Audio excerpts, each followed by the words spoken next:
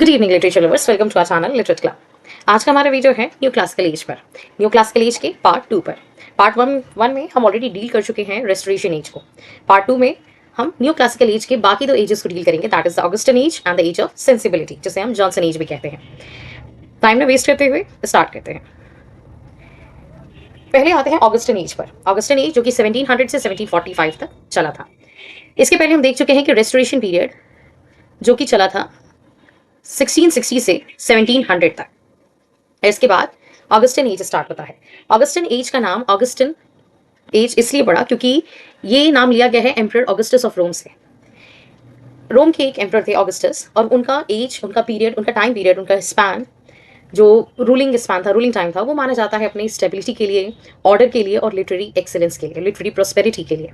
और चूंकि जितने न्यू क्लासिकल्स थे, यानी कि 1700 से 1745 के एज के बीच के लोग, इस टाइम पीरियड के लोग मानते थे अपने आप को, एक तो क्लासिकल्स को कॉपी करते थे और दूसरा कि अपने आप को एम्परर ऑगस्टस रोम के टाइम के क्लासिकल राइटर्स या उनके टाइम के एक्सेलेंसी से अपने आप को कंपेयर करते थे। इसलिए इस एज का नाम ही ऑगस्टन एज पड़ गया।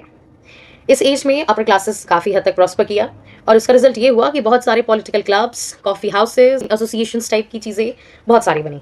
उसमें एक बहुत ही फेमस एसोसिएशंस के नाम आते हैं Scriblerus club and the KitCat clubs. हुआ ये था कि पॉलिटिकल क्लब्स में हम लोग देखते थे उस समय दो पॉलिटिकल पार्टीज अराइज हुई थी, विग्स एंड टोरीज, जिनके बारे में हम ऑलरेडी पढ़ चुके हैं। तो ज़्यादातर माना जाता था कि कुछ लोग विग्स के फेवर में थे, कुछ लोग टोरीज के फेवर में, और यही आगे चलकर ब्रिटेन का के पॉलिटिकल पावर और पॉलिटिकल चीज़ों का एक बेस बना। तो ये एज अपने आप में एक पॉलिटिकल क्लब्स, कॉफ़ी हाउसेज और एक कहते हैं डिस्कशन वाला एरिया जैसी चीज़ों का बहुत मतलब ऐसे एरियाज बने, ऐसे कॉफ़ी हाउसेज बने जहाँ पे discussion, political discussions, literary discussions हुआ करते थे। तो इसी एज से स्टार्ट हुआ।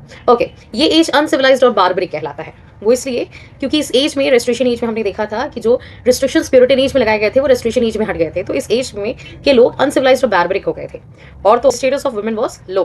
वुमेन का स्टेटस काफ़ी लो माना जाता था। बेसिक राइट्स जैसी चीज़ें भी उन्हें अवेलेबल नहीं थी और उन्हें ज़्यादातर एज एन ऑब्जेक्ट और मटेरियलिस्टिक ऑब्जेक्ट कंपेयर किया जाता था। ये एज माना जाता है इमोरालिटी और करप्शन के लिए, जैसा कि मैंने बताया। अनसिविलाइज्ड एंड बार्बरिक सेम चीज़ें हैं। Rapid expansion in the field of education. ये एज में हमें एजुकेशन के फील्ड में एक एक्सपेंशन देखने को मिलता है, क्योंकि जैसे जैसे हम अपर क्लास की तरफ बढ़ रहे थे, लोग अपर क्लास को कॉपी कर रहे थे, मिडिल क्लास भी धीरे धीरे अपने आप में राइज कर रहा था। इसलिए राइज ऑफ मिडिल क्लास भी हमें देखने को मिलता है एजुकेशन के फील्ड में कई चीज़ों में, क्योंकि वो अपर क्लास को कॉपी कर रहा था। और तो और इसका रिजल्ट ये होता है कि हमें एक न्यू क्लास ऑफ रीडर्स मिलते हैं, यानी नए क्लास का जन्म हो रहा था जो कि रीडिंग पब्लिक बढ़ रही थी जिसमें, और जिसकी वजह से आगे चलकर रीडिंग पब्लिक बढ़ने की वजह से हमें हमारा इंग्लिश लिटरेचर का न्यू जॉनर मिलेगा, दैट इज नॉवेल। ओके, तो ये ऑगस्टन एज का इंट्रो था एक तरीके से। अब आते हैं कुछ इसके लिटरेरी फीचर्स पर। ये एज प्रोज और रीजन के लिए जाना जाता है। बेसिकली इस एज में सटायर्स लिखे गए हैं, सोशल क्रिटिक्स किए गए हैं, और पोएटिक परफेक्शन की तरफ ज़्यादा ध्यान दिया गया है। यहाँ तक कि इस एज में ये लोग इतना ज़्यादा क्लासिकल्स को कॉपी करते थे कि इनके जो आइडियल्स या इन्फ्लुएंसर्स थे वो ग्रीक और रोमन पोइट्स हुआ करते थे। और तो और ये इतने रिस्ट्रिक्टेड थे फॉर्म्स को लेकर, कंटेंट से ज़्यादा, कि ये एक ही टाइप का स्टाइल कॉपी किया करते थे या एक ही टाइप का स्टाइल फॉलो किया करते थे, that was heroic couplet. The period saw the rise of modern prose. Modern prose का इंट्रोडक्शन इसी एज से देखा जाता है, जिसमें एसेज, जर्नलिज्म, मैगजीन्स और पीरियोडिकल्स जैसी चीज़ें अराइज होती हैं। Poets use mock heroic style. Poets एक ही तरीके के स्टाइल यूज करते that is mock heroic, parodied classic epics by applying grand language to trivial subjects. इसका बेस्ट एग्जाम्पल पोप है, जो हम आगे देखेंगे। न्यू क्लास ऑफ रीडर्स, जैसा कि मैंने बताया कि एक नए क्लास ऑफ रीडर्स का जन्म हो रहा था इस एज में, जिसकी वजह से बहुत सारे लाइब्रेरीज ओपन हुए। एक लोगों के बीच में क्रेज़ बढ़ा बुक रीडिंग का, लेजर टाइम में कि हाँ खाली समय में आप क्या पढ़ते हो, ये सारी चीज़ें। बुक रीडर्स का एक क्राउड बढ़ा, इंक्रीज हुआ, और जिसका रिजल्ट था the rise of the novel, rise of novel. Journalism and periodicals इस एज में फ्लरिश किए क्योंकि नए मॉडर्न प्रोज आ गया था, जिसमें जोसेफ एडिसन, रिचर्ड स्टील ने अच्छा कॉन्ट्रीब्यूशन दिया। ओके, तो ये लिटरेरी फीचर्स थे। बेसिकली पोइट्री, प्रोज, यही मेन चीज़ें थी, और धीरे धीरे नॉवल आ रहा था। ओके, तो इस एज, ऑगस्टन एज के मेजर राइटर्स, उनके वर्क्स की बात करें तो सबसे पहले मेजर राइटर का नाम आता है अलेक्जेंडर पोप। अच्छा, एक चीज़ और बता दें, इस ऑगस्टन एज को एज ऑफ पोप भी कहते हैं। ये वही पोप हैं अलेक्जेंडर पोप जिनके नाम पर ये एज का नाम भी पड़ता है। ओके, तो इस एज को एज ऑफ पोप कहते हैं। अलेक्जेंडर पोप के कुछ मेजर वर्क्स थे, the Rape of the Lock, जो कि एक मॉक हीरोइक एपिक है, Dunciad, essay on criticism, essay on man. He was a master of heroic couplet. ये हीरोइक कपलेट को फॉलो करते थे, सटायर करते थे, मॉरल फिलॉसफी इन्होंने दिया है। Okay, next is Jonathan Swift. Jonathan Swift ने गलिवर्स ट्रैवल लिखा है, ये एक नॉवल था। अ मॉडेस्ट प्रपोजल, ये भी एक था नॉवल। ज़्यादातर इस एज के राइटर्स के बारे में कॉमन चीज़ मैं बताऊंगी, उसके पहले राइटर्स को देख लेते हैं। Next was a periodical writer Joseph Addison and Richard Steele. They were the periodical writer also and the wrote periodical essays too. And their contribution was the Spectator and the Tatler. ये दोनों works का नाम नहीं है, ये दोनों journals हैं या पीरियोडिकल्स हैं जिनमें कुछ ऐसे बहुत साल तक इन्होंने एसेज पब्लिश किए थे। और इनके एसेज ज़्यादातर उन चीज़ों पर बेस्ड होते थे जिससे लोगों के अंदर मैनर्स, एटिकेट्स और सेंसिबिलिटी आए। इनका कॉन्ट्रीब्यूशन आता है जर्नलिज्म में, periodical essays and social critic में। John Gay was the next writer. इनका एक वर्क है the Beggar's Opera. he has written a satirical drama, political and social commentary. अच्छा, एक कॉमन चीज मैं इन राइटर्स के बारे में बताना चाहूंगी, दैट इज कि ये सभी सटायर लिख रहे थे। Satire whether it was a political or a social or just type of a satire, but they wrote satire. He wrote political satire, he was a social critique and satirical drama और the social commentary. ज़्यादातर social commentary, satire, political satire, यही सारी चीज़ें common थी। तो ये as अपने आप में सटायर्स के लिए जाना जाता है, satire या social critique. Okay, so next part of neoclassical age is age of Johnson. Age of Johnson जो कि उसी एज को कंटिन्यू करता है, that is from 1745 to 1798. इस एज को एज ऑफ सेंसिबिलिटी भी कहते हैं। सेंसिबिलिटी क्यों? क्योंकि अब धीरे धीरे लोगों को रियलाइज होने लगा था कि हम कब तक दूसरों के पीछे भागेंगे, दूसरों को कॉपी करेंगे, तो कुछ मेरा भी होना चाहिए, मेरी भी अपनी वैल्यू है, मेरी भी अपनी इंपॉर्टेंस है, मेरी भी अपनी डिजायर्स है, फीलिंग्स है, इमोशंस है, एक्सप्रेशंस है। तो लोग धीरे धीरे सेंसिबिलिटी उनके अंदर आने लगी थी। ये एज जाना जाता मतलब कि एज ऑफ जॉनसन, एक्चुअली इसे एज ऑफ सेंसिबिलिटी कहते हैं, लेकिन ये एज ऑफ जॉनसन इसलिए कहा जाता है क्योंकि इस एज के सबसे फेमस राइटर थे doctor Samuel Johnson. Okay, so he was a main writer और the main prominent one of this age of sensibility. Okay, it marks a transition from the neoclassicism to pre-romanticism. ये age of Johnson या age of sensibility एक bridge का काम करता है, bridge का काम between neoclassical age, romantic age. ठीक है, तो neoclassical और romantic age के बीच का ये जो ब्रिज है, that was the age of sensibility. और इसीलिए इस एज को ट्रांजिशन एज भी कहते हैं या ट्रांजिशन पीरियड भी कहते हैं। यानी जब एक चीज से दूसरी चीजों में चीजें बदल रही हूँ तो वो बीच का phase is a transition period. ठीक है, bridging the Augustan age and the romantic age, जो कि एक ब्रिज का काम करेगा ऑगस्टिन और रोमांटिक एज के बीच में। This era saw the rise of the novel. इसमें बहुत सारी चेंजेस देखने को मिले। एक तो नॉवेल का राइज, यानी कि नॉवेल्स का आना, लोगों का इंटरेस्ट इंडिविजुअल इमोशंस में, पर्सनल डिजायर्स में, पर्सनल एक्सप्रेशंस में, कि मेरी कुछ एक्सप्रेशंस है, मेरी कुछ डिजायर्स है, मेरे अपने इमोशंस हैं, और तो और रियलिज्म पर फोकस। यानी इसके पहले भी रियलिज्म पे फोकस हो रहा था, but they were more on like satirical way में ज्यादा हो रहा था, या थोड़ी आर्टिफिशियल चीजें ज्यादा थी। एपिक्स भी लिखे जा रहे थे तो थोड़े आर्टिफिशियल वे में लिखे जा रहे थे, और इसमें ज्यादातर रियलिज्म पर फोकस्ड है। Next is decline of new classicism and the rise of pre romanticism. धीरे धीरे न्यू क्लासिकल एज अपने एंड की तरफ बढ़ रहा था और रोमांटिसिज्म अपने राइज की तरफ। न्यू क्लासिकल आइडियाज जैसे कि जिसमें ऑर्डर, रीजन, डेकोरम पे ज्यादा फोकस था, यानी फॉर्म, अगर शॉर्ट में कहा जाए तो पूरा न्यू क्लासिकल एज फॉर्म को ज्यादा वैल्यू देता था और कंटेंट को कम। यानी किसी भी लिटरेचर के फॉर्म पे ज्यादा फोकस होता था, कंटेंट पे कम। वहीं रोमांटिक एज में जब हम जाएंगे तो हम देखेंगे कि कंटेंट पर ज्यादा फोकस है और फॉर्म पर कम। तो इस एज में जैसे ऑर्डर, रीजन, डेकोरम जैसी चीजें बहुत डोमिनेंट थी। वहीं जैसे जैसे हम रोमांटिक एज की तरफ बढ़ रहे थे, ट्रांजिशन पीरियड में देख रहे थे, तो लोग इमोशन और नेचर की तरफ शिफ्ट हो रहे थे। So personal experiences, human emotions and imagination, ये धीरे धीरे इंपॉर्टेंट हो रहा था। Next is rise of novel. जो एक बहुत बड़ा चेंज हमें देखने को मिलता है वो है नॉवेल्स का आना, जो कि आगे चलकर रोमांटिक एंड विक्टोरियन एज में ये एक बहुत डोमिनेंट जॉनरा बन जाएगा। ओके, तो नॉवेल्स की बात करें तो नॉवेल्स धीरे धीरे जो लिखने स्टार्ट किए गए वो रियलिज्म पर बेस्ड होते थे, मॉरलिटी सिखाते थे और थोड़ा सा साइकोलॉजिकल डेप्थ को लिए होते थे। एक नए क्लास ऑफ रीडर्स के जन्म की वजह से ही नॉवेल्स का राइज हुआ। और नॉवेल्स के राइज में या नॉवेल्स के बर्थ में 4 ऐसे बड़े राइटर्स हैं जिनका कॉन्ट्रीब्यूशन माना जाता है। इन्हें 4 व्हील्स ऑफ इंग्लिश नॉवल कहा जाता है, यानी ये इंग्लिश नॉवल के 4 पहिए थे। कभी कभी तो इन्हें 4 पिलर्स भी कहा जाता है, यानी ये 4 स्तंभ थे।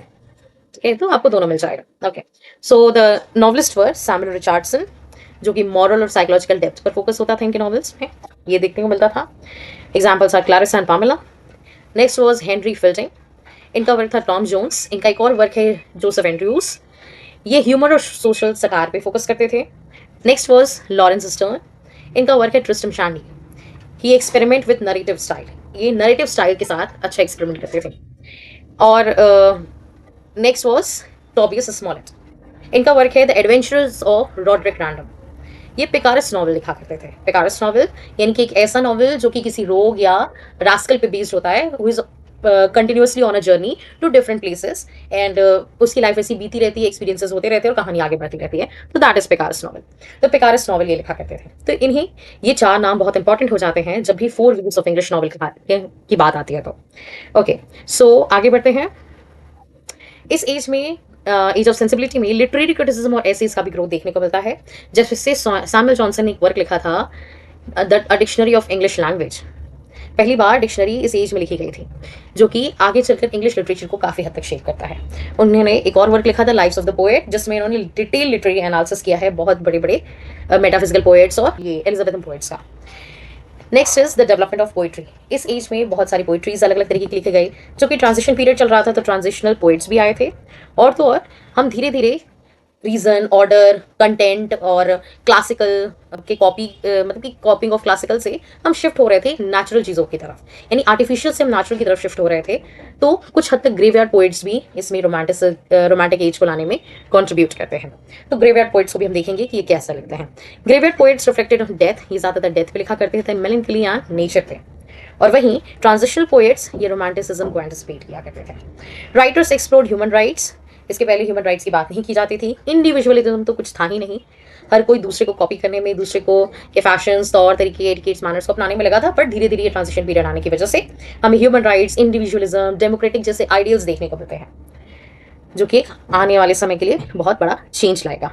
ओके, तो इस एज ऑफ सेंसिबिलिटी के राइटर्स की बात करें तो जैसा कि ये एज है, एज ऑफ जॉनसन भी कहलाता है। तो सबसे पहला नाम है डॉक्टर सैमुअल जॉनसन का। डॉक्टर सैमुअल जॉनसन, इन्होंने डिक्शनरी लिखी है, dictionary of the English language और लाइव्स ऑफ पोएट, और इनका एक जर्नल था the Rambler. This was a periodical. Next was the Daniel Dafoe. Daniel Dafoe एक नॉवलिस्ट थे। इनके नॉवेल्स है Robinson Crusoe and mall Flanders. ये मॉल फ्लैंडर्स और रॉबिन्सन क्रूसो ये दोनों ही पिकारस नॉवल है। हेनरी फिल्डिंग का है Joseph Andrews and Tom Jones, ये दोनों भी पिकारस नॉवेल्स हैं। इस एज में पिकारस नॉवेल ज़्यादा लिखे गए हैं। सैमुअल रिचर्डसन का है Pamela and Clarissa. Next was the Tobias Smollett, जो कि अभी हमने देखा था, the Adventures of Roderick Random, ये भी एक पिकारस नॉवल है। नेक्स्ट वाज लॉरेंस स्टर्न, इनका एग्जाम्पल है Tristram Shandy. Next writer was the Oliver Goldsmith, इनके वर्क्स का नाम है देखो Vicar of Wakefield and She Stoops to Conquer, ये दोनों ड्रामा है। And next was the Charlotte Lennox. ये कुछ इंपॉर्टेंट राइटर्स थे, इनके अलावा भी कुछ माइनर राइटर्स थे, but these were the most important ones. अब आते हैं ग्रेवयार्ड पोएट्स पे। ग्रेवयार्ड पोएट्स एक्चुअली मतलब ग्रेवयार्ड पोएट्री होती क्या थी? तो ग्रेवयार्ड पोएट्स आए थे 1740 से 90s के बीच में, यानी कि जब ये एज खत्म हो रहा था या ट्रांजिशन पीरियड चल रहा था। इन्हें चर्च यार्ड पोएट्स भी कहा जाता था, क्योंकि ये ज़्यादातर चर्च यार्ड, कब्रिस्तान, इन्हीं चीज़ों पर बेस्ड कुछ डेथ वेथ से रिलेटेड लिखा करते थे। देखते हैं क्या है। Graveyard poets were group of 18th century English poets who wrote about death, जो ज़्यादातर डेथ के बारे में, मॉर्टालिटी, आफ्टर लाइफ या फिर ट्रांजियंस ऑफ ह्यूमन लाइफ के बारे में लिखते थे। यानी जीवन क्या है, मरना क्या है, और या मरने के बाद क्या होता है, ये सारी चीज़ें, कुछ नेचुरल चीज़ें और फिलॉसफी दोनों को मिलाकर। Okay, their poetry is marked by melancholy. इनकी पोइट्री थोड़ी मेलैंकोलिक होती थी। रिफ्लेक्शन ऑन ह्यूमन एग्जिस्टेंस, यानी इंसान का अस्तित्व क्या है, क्यों हम हैं, इन चीज़ों पर हुआ करती थी। एंड अप्रिसिएशन फॉर नेचर, और नेचर और आसपास की सराउंडिंग्स को अप्रिशिएट करते हुआ करती थी। तो बेसिकली देखा जाए तो ये सारे ऐसे कैरेक्टरिस्टिक्स हैं जो रोमांटिसिज्म को दिखाते हैं, कि लोगों का इंटरेस्ट आर्टिफिशियलिटी से शिफ्ट होके रियलिस्टिक वे में की तरफ जा रहा था, या नेचुरल चीज़ों की तरफ जा रहा था। और ग्रेवयार्ड पोएट्स सिर्फ अकेले नहीं थे, since they were the poets, ठीक है, तो इसमें बहुत सारे पोएट्स आते हैं। First most important is the Thomas Gray, जिनका एक बहुत फेमस वर्क है, पोइट्री है, elegy written in a country churchyard. Next was the Edward Young, night thoughts, Robert Blair, William Cowper, James Macpherson, और इनके इंपॉर्टेंट वर्क्स यहाँ mention है। Okay, next was the transitional poets. अब ये transitional poets क्या थे? जो उस एज में जो ट्रांजिशन यानी जो बदलाव आ रहा था न्यू क्लासिज्म से रोमांटिसिज्म के बीच, जो ब्रिज था, उस ब्रिज पे कौन कौन से पोएट्स थे, या उस चेंज के दौरान कौन कौन से पोएट्स थे, और वो किस तरीके की पोएट्री लिखते थे, ये ट्रांजिशनल पोएट्स कहलाते थे। Since transitional poets were a group of 18th century poets who bridged the gap between the neoclassicism and romanticism. They moved away from the rigid rules of neoclassicism. Most important, वो rigid rules को neglect करते हुए romantic rules की तरफ या romanticism की तरफ आगे बढ़ रहे थे। या रोमांटिक रूल्स की बात करें तो रोमांटिक रूल्स फोकस्ड होता था इमोशंस पे, नेचर पे, इंडिविजुअलिज्म, इमेजिनेशन जैसी चीज़ों पे, एक्सप्रेशन जैसी चीज़ों पे, डिज़ायर्स, फीलिंग्स जैसी चीज़ों पे। और यही था ट्रांजिशनल पोएट्स का बेसिक मतलब कि लिखने का पॉइंट। तो इसमें पोएट्स की बात करें तो जेम्स थॉमसन आते हैं, टॉमस ग्रे उसमें भी आते हैं, ग्रेवेड पोएट्स में भी इसमें भी आते हैं, विलियम कूपर भी सेम उसमें भी आते हैं, इसमें भी आते हैं, ओलिवर गोल्डस्मिथ, एडवर्ड यंग जो कि उसमें भी आते हैं ग्रेवेड पोएट्स में एंड ट्रांजिशन में भी, एंड जेम्स मैकफेयर्स ये भी। तो ये कुछ ट्रांजिशनल पोएट्स के नाम थे। अब देखते हैं न्यू क्लासिकल एज धीरे धीरे डिक्लाइन क्यों होने लगा। क्या ऐसा हुआ कि new classical as of sensibility दिखाते आते दम तोड़ने लगा और हम रोमांटिसिज्म की तरफ बढ़ने लगे। तो इसका सबसे बड़ा रीजन था रेशनलिज्म टू इमोशन। लोग धीरे धीरे रेशनैलिटी, रीजन, क्लासिसिज्म को छोड़कर इमोशन की तरफ बढ़ने लगे। लोगों को लगने लगा कि भाई हमारे इमोशंस भी बहुत इंपॉर्टेंट है, हमारी फीलिंग्स इंपॉर्टेंट है, हम क्या चाहते हैं ये इंपॉर्टेंट है। ये हमेशा यू इंपॉर्टेंट नहीं है, आई भी इंपॉर्टेंट है, मीन्स मैं इंपॉर्टेंट हूँ, मैं का कंसेप्ट आने लगा। Next, rise of the novel. Next reason ये था कि नॉवेल्स राइज होने लगे और तो और इंडिविजुअलिज्म जैसा आइडिया लोगों के दिमाग में आने लगा कि हर एक पर्सन इंपॉर्टेंट है, each one of us is important, whether it be the middle class और द लोअर क्लास और द वर्किंग क्लास और the aristocrat, her person important है, उसकी इंडिविजुअलिटी कहते हैं ना मैटर करती है, इसलिए। And the third reason was the political and social changes, जो कि पॉलिटिकल सोशल चेंजेस कुछ आए थे, जैसा कि एक इंडस्ट्रियल रिवॉल्यूशन आया था लेट 18th सेंचुरी में, अमेरिकन रिवॉल्यूशन भी 1776 में चल रहा था जिसका असर इंग्लैंड में देखने को मिलता है, और उससे भी इंपॉर्टेंट एक फ्रेंच रिवॉल्यूशन जो कि 1789 में हुआ। इसमें हम देखते हैं कि कैसे ट्रांजिशन हुआ रोमांटिसिज्म की तरफ। तो by the 1780s and 90s, 1780s और 90s के दौरान क्या हुआ कि न्यू क्लासिकल आइडियल्स जिसमें रीजन और ऑर्डर, रूल्स, रेगुलेशंस पर ज्यादा फोकस था, वो धीरे धीरे फेड होने लगा और रोमांटिक एज स्प्रेड होने लगा, इसका दबदबा ज़्यादा बढ़ने लगा। क्यों? क्योंकि लोग इमेजिनेशन को ज़्यादा इंपॉर्टेंस दे रहे थे रीजन से, इमोशन को ज़्यादा इंपॉर्टेंस दे रहे थे इंटेलेक्ट से। यानी लोगों के लिए इंटेलेक्ट या अपनी इंटेलिजेंसी दिखाना वॉज नॉट अब मोर इंपॉर्टेंट नहीं था, बल्कि इमोशन ज़्यादा इंपॉर्टेंट थे, एक्सप्रेशन ज़्यादा इंपॉर्टेंट थे, फीलिंग ज़्यादा इंपॉर्टेंट थी, नेचर ज़्यादा इंपॉर्टेंट था आर्टिफिशियलिटी से, नेचुरल चीज़ें ज़्यादा इंपॉर्टेंट थी जो कि हमेशा एवर लास्टिंग हो, लॉन्ग लास्टिंग हो और हमेशा एज इट इज़ रह जाए। आर्टिफिशियल चीज़ें टेम्पररी होती हैं और वही नेचर या नेचुरल चीज़ें परमानेंट होती हैं, तो लोग परमानेंसी की तरफ ज़्यादा शिफ्ट हो रहे थे। Next was the individual expression over social conformity. लोगों का इंडिविजुअल या इंडिविजुअलिज्म जैसा आइडिया, खुद कहते हैं ना कि आई एम ऑल्सो इंपॉर्टेंट वाला आइडिया, ठीक है, ये ज़्यादा हावी होने लगा। और ये सारी चीज़ों के अलावा वर्ड्सवर्थ और कोलरिज जो कि रोमांटिक एज की एक बेस बनेंगे, एक आधार बनेंगे या रोमांटिक एज का आधार रखेंगे, like they were the foundational poets या राइटर्स। इन्होंने एक वर्क लिखा लिरिकल बैलेट्स जो कि 1798 में पब्लिश हुआ। और 1798 में जब लिरिकल बैलेट्स आया था तो उसमें फ्रेंच रिवॉल्यूशन के कुछ आफ्टर इफेक्ट्स देखने को मिले थे, जो कि इक्वालिटी, लिबर्टी और फ्रैटर्निटी की बात करते थे। और इसी के साथ न्यू क्लासिज्म एज का एंड होता है और रोमांटिक मूवमेंट का या रोमांटिक एज का बिगनिंग होता है, ये स्टार्ट होता है। So hope you like it, thanks for watching, like, share and subscribe.